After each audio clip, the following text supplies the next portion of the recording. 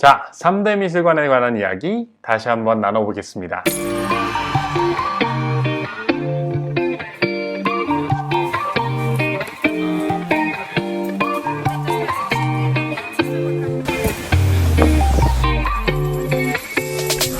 우리가 이제부터 만나볼 박물관들은 아직까지는 3대 미술관에 완벽하게 들어온 건 아니고 논란의 여지가 있는 혹은 경쟁 상대가 있는 박물관들을 알아보도록 할 거예요.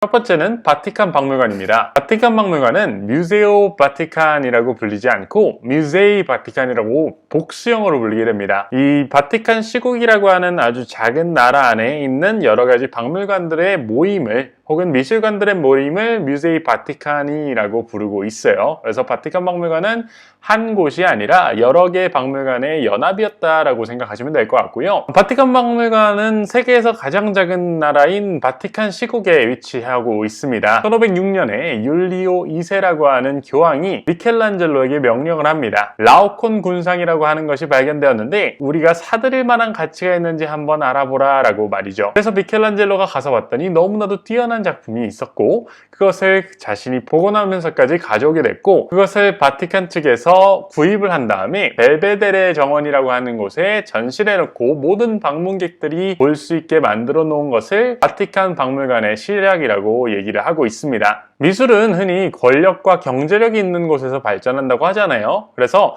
16세기, 15세기 르네상스 시대에 가장 강력했던 기관인 조항청 산하에 있었던 박물관인 만큼 르네상스의 3대 거장이라고 불리는 레오나르도 다빈치, 라파엘로, 미켈란젤로의 작품을 가장 많이 그리고 가장 멋지게 만나볼 수가 있는 곳이 바로 바티칸 박물관이라고 보시면 될 것 같습니다. 대표적으로는 라오콘 군상이라고 하는 작품이 먼저 볼 수가 있는데요. 트로이 전쟁 당시에 트로이 목마 사건 때문에 화가 났던 신들이 라오콘과 그의 아들들을 벌하면서 나타나는 모습을 조각으로 나타낸 거예요. 너무나도 처절하고 끔찍한 장면이지만 인간의 육체의 아름다움 아주 잘 볼 수가 있는 작품으로서 미켈란젤로가 복원을 했다고 전해지고 미켈란젤로가 스스로 구입을 자청했던 작품으로 볼 수가 있습니다. 두 번째는 아폴로라고 하는 작품을 볼 수가 있어요. 그리스 조각을 모티브로 만들어진 로마 조각이라고 하고요. 로마 시대의 가장 이상적인 조각으로 손꼽히고 있는 그런 조각이라고 합니다.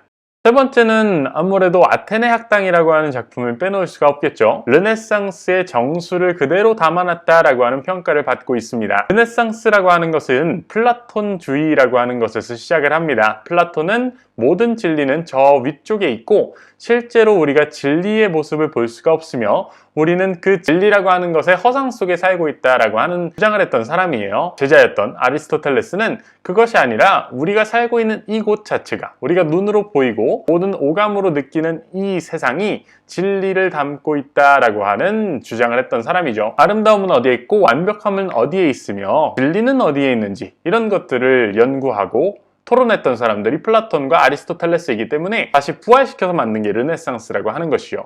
그래서 이 르네상스의 대표적으로 보여줄 수 있는 아테네 학당 같은 경우에는 가운데에 플라톤과 아리스토텔레스가 서 있고 각각 플라톤은 위쪽을 아리스토텔레스는 땅 쪽을 가리키면서 진리는 이곳에 있습니다 라고 얘기를 하고 있습니다. 그리고 가장 완벽한 삼각형 구도로 서 있는 것이 특징이고요. 그리고 세상의 구성 요소를 하나씩 연구했던 그리스 시대의 뛰어난 철학자들과 학자들 그리고 수학자들의 모습을 그려놓고 이 세상을 이해하려고 하는 여러 가지 노력들을 잘 보여주고 있는 작품이에요. 그리고 르네상스라고 하는 게 부활 혹은 재생이라고 하는 뜻인데 그렇기 때문에 그 위대한 철학자들과 학자들의 모습에 라파엘로가 살고 있던 시대의 뛰어난 화가들과 조각가들의 얼굴을 넣어 놓음으로써 부활했다라고 하는 것을 가장 잘 표현했던 그런 작품입니다. 그래서 르네상스의 정수라고 불리는 작품이기도 하고요. 시스티나 예배당의 천장화를 우리는 천지창조라고 하는 이름으로 알고 있는데 사실 시스티나 예배당의 천장화에 있는 그림들 중에 한 부분이 사실 천지창조가 아닌 아담의 창조라고 하는 이름으로 알려져 있는 겁니다. 평면에 완전한 입체를 조각하고 싶었던 조각가였던 미켈란젤로라고 하는 사람의 뛰어난 그림 실력까지 볼 수가 있는 건데요. 그림 속에 있는 것들이 금방이라도 튀어나올 것 같은 입체감을 볼 수가 있고 그렇기 때문에 또 뛰어난 작품으로 인정을 받고 있는 작품입니다. 두 번째 박물관은 메트로폴리탄 박물관입니다. 메트로폴리탄 박물관은 미국 뉴욕에 위치하고 있는 박물관이에요. 1870년에 지어진 박물관이라서 2020년 올해로 150주년을 맞은 박물관인데요. 메트로폴리탄 박물관이라고 하는 것보다는 더 매트 뮤지엄이라고 하는 이름으로 더 알고 계신 분들이 많을 것 같아요. 1870년에 건립을 했을 때는 지금의 모습은 아니었고 아주 작은 건물에서 시작했지만 1872년에 한번 이전하게 되고 1880년에 현재 있는 위치로 이전을 해서 멋진 건물로 발전을 했던 박물관이 매트 박물관입니다. 꼭 봐야 할 작품들이 여러 가지가 있는데요. 이 메트로폴리탄 박물관 같은 경우에도 너무나도 많은 유물들을 가지고 있기 때문에 커다란 관들을 기준으로 많이들 선정을 하더라고요. 박물관 안에 있는 여러 가지 유물들 중에 하나, 두 개를 보는 것이 아니라 이 박물관 안에 있는 방들 중에서 한두 곳을 꼭 집어서 가봐야 한다라고 하는 이야기를 많이 하고 있습니다. 첫 번째 가봐야 될 곳은 중세박물관이에요. 이 중세관에는 아까 우리가 만나봤던 아폴로를 모티브로 만들었던 작품이 있습니다. 바로 메두사의 머리를 든 페르세우스라고 하는 작품인데요. 비운의 교황이었던 비오 7세가 이 작품을 구입을 하게 되면서 변신을 하려고 했었는데 나폴레옹에게 강탈당하고 비오 7세도 나폴레옹에게 납치를 당하게 되면서 비운의 조각들 중에 하나라고 볼 수가 있어요.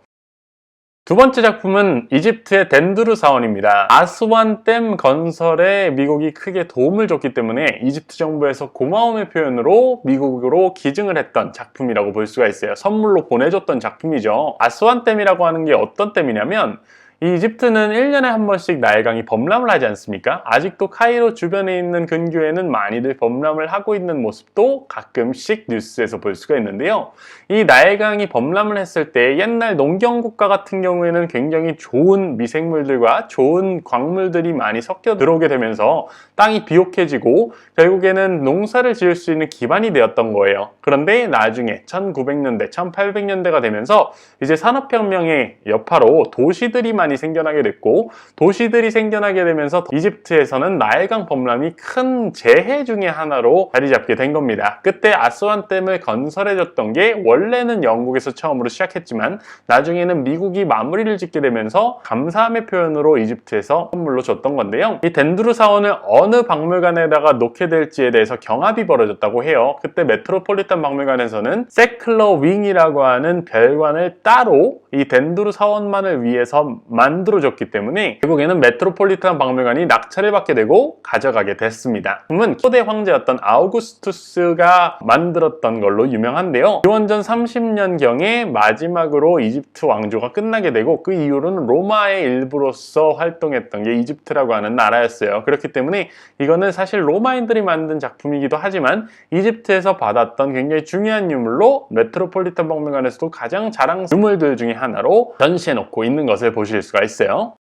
세 번째 봐야 할 곳은 엥겔하드 코트라고 불리는 곳이에요. 메트로폴리탄 박물관을 방문했을 때 박물관에 있는 여러 관들을 돌아다니다가 미국 관쯤에 가면은 힘들어진다고 합니다. 그래서 이곳은 정원도 있고 분수도 있고 여러 가지 카페들도 있는 휴식을 할 수 있는 공간으로 꾸며져 있다고 하는데요. 엥겔하드 코트 같은 경우는 원래는 메트로폴리탄 박물관 내부에 있었던 것이 아니라 메트로폴리탄 박물관이 지금 정도의 규모가 되지 않았을 때 별관으로 가는 곳에 있었던 작은 정원이었다고 합니다. 그리고 별관을 갔을 때는 그곳에 미국관이 전시가 되어 있었던 거고요. 그런 것들을 그대로 나타내주기 위해서 이 미국관의 원래 파사드를 그대로 남겨놓고 그 앞에 있었던 정원을 그대로 내부에 옮겨놓은 모습처럼 만들었던 것을 볼 수가 있어요. 쉽게 표현하자면 앞에 있었던 별관까지 포함을 하면서 건물을 뒤덮어버렸다라고 표현하면은 괜찮지 않을까 생각을 합니다. 재밌는 거는 그 당시에 이 미국관 앞에 전시되기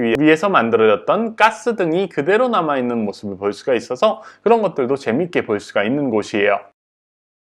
이뿐만이 아니라 모네, 샤갈, 마티스 같은 위대한 작가들의 작품들도 그대로 볼 수가 있고요. 유럽의 미술관들에게도 뒤처지지 않을 다수의 컬렉션을 보유하고 있는 굉장히 뛰어난 미술관으로 평가를 받고 있어요. 세계 최고의 도시 뉴욕을 대표하는 박물관이고 천조국이라고 불렸던 그 나라를 대표하는 박물관이기 때문에 이 메트로폴리탄 박물관도 세계 3대 박물관 후보에 선정되어 있습니다.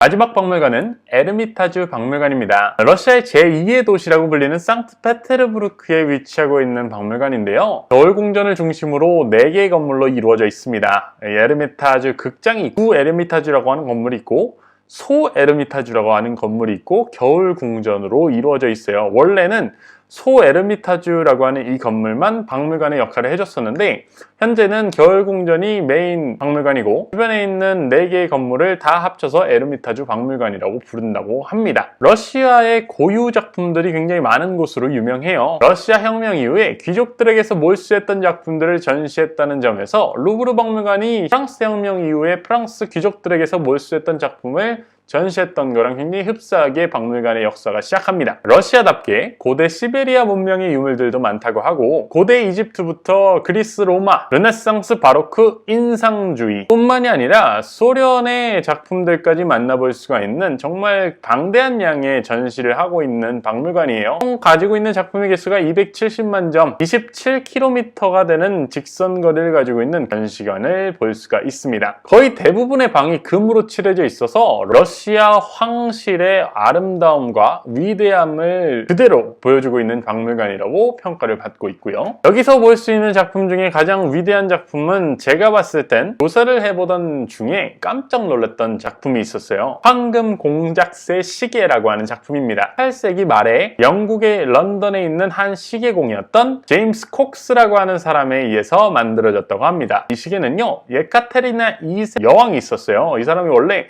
독일 출신의 아주 가난한 농부 집안의 딸이었는데 표트르 3세라고 하는 황제에게 시집을 오게 되는데 표트르 3세를 없애버리고 자신이 여제에 오르게 됐다. 이 예카테리나 2세에게는 애인이 50명이 넘게 있었답니다.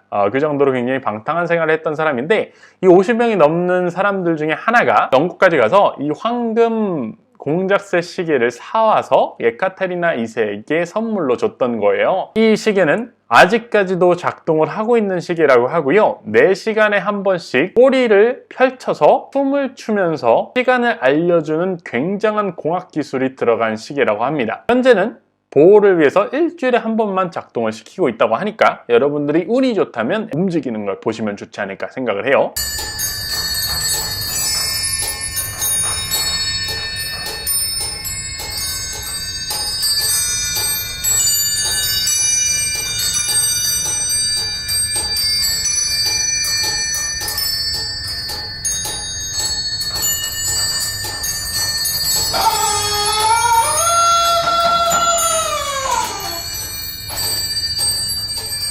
또 한 가지 작품은 앙리 마티스의 댄스 2라고 하는 작품입니다. 추상의 종류를 크게 4가지로 나누게 되는데 색의 추상, 형태의 추상, 움직임의 추상, 그리고 마지막으로 감정의 추상이라고 하는 4가지의 기둥이 있습니다. 마티스는 색의 추상을 했던 사람이고 이 색의 추상뿐만이 아니라 댄스라고 하는 것에 움직임의 역동성까지 들어가게 되면서 뛰어난 아름다움을 가지고 있는데 이게 현재 러시아 상트페테르부르크에 있다는 것 자체가 굉장히 큰 이슈가 되지 않을까 생각을 하기도 하고요.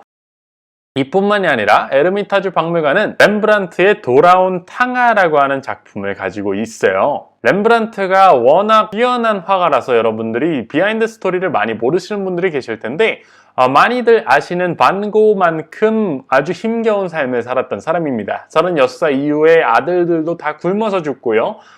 부인도 죽었다가 재혼 아닌 재혼을 하게 되는데 결국에는 사실혼 관계를 인정받지 못하고 결국에 쓸쓸하게 죽어갔던 사람이에요. 그래서 돌아온 탕화를 그렸을 때 자신의 아들들이 떠났다가 다시 돌아오는 장면을 상상하면서 그리지 않았을까라고 하는, 렘브란트는 감정의 마술사라고 불리는 사람이기 때문에 이런 뛰어난 작품을 완성가 있지 않았을까라고 하는, 유명하기도 하고 가장 위대한 작품 중에 하나가 바로 이 돌아온 탕화가 아닐까 생각을 해요. 이런 작품들 뿐만이 아니라 레오나르도 다빈치의 리타의 성모 혹은 고갱의 과일을 든 여인 같은 가장 위대한 화가들의 가장 뛰어난 작품들을 전시하고 있는 곳이 에르미타주 박물관이니까 여러분들이 이런 작품들도 한번 보러 상트페테르부르크에 가시는 거 꼭 추천을 한번 해드리도록 할게요. 저도 아직까지 방문해 본 적이 없는 곳이기 때문에 저도 한번 꼭 가보고 싶은 곳이기도 하네요. 여러분, 이 시간을 마지막으로 3대 박물관에 대한 이야기를 조금 마무리해봤습니다. 이 중에 여러분들은 3대 박물관에 들어가야 되는 박물관이 뭐라고 생각하시나요? 바티칸 박물관, 에르미타주 박물관, 메트로폴리탄 박물관이 있었는데 여러분들의 생각은 어떤지 한번 생각해 보시고 댓글에 한번 남겨주시면 좋지 않을까 생각을 합니다. 여러분들의 구독과 좋아요는 저에게 큰 도움이 될 것 같아요. 여러분들 잘 보셨으면 구독과 좋아요 부탁드리도록 하겠습니다. 여러분 새해 복 많이 받으세요.